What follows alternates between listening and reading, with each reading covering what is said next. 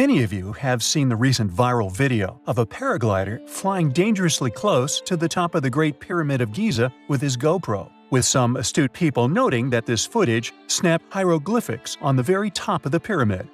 Although many believe these sites be littered with hieroglyphs, the mainstream paradigm would have you believe that this is, in fact, a fallacy. There are no tombs, mummies, or indeed hieroglyphs to be found anywhere upon or inside the Great Pyramids. The question then is, what is this writing?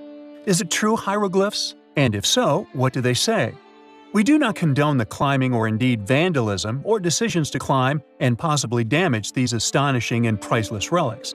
Yet the question remains, are these authentic? If so, why cover them up?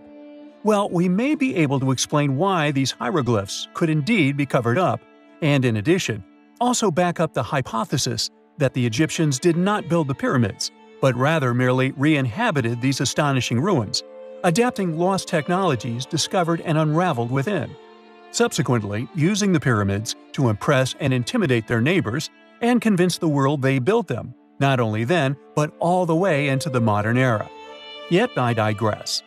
Along with this photograph of hieroglyphs corroborating the aforementioned hypothesis, we also have the array of photographs displaying casing stones, some detached, possibly due to past cataclysm, protecting stones often many hundreds of tons in weight that are clearly of a far greater age than that of what we feel are more modern yet still ancient conservation efforts we feel later undertaken on the pyramids themselves.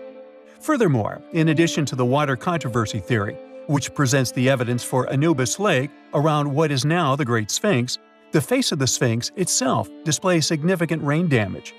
Yet we feel the most compelling and supporting evidence for the pyramid's true age is the layers of salt sediment that were removed from lower chambers all over Giza during its re-excavation.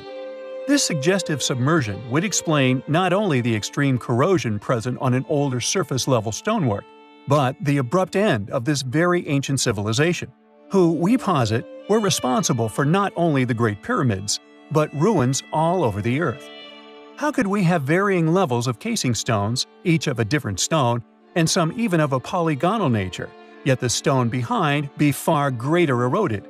How could there be hieroglyphs beneath where there would have been a capstone, if these relics were not in the condition we see them today when re-inhabited? We find such questions, and indeed the hieroglyphs themselves, highly compelling.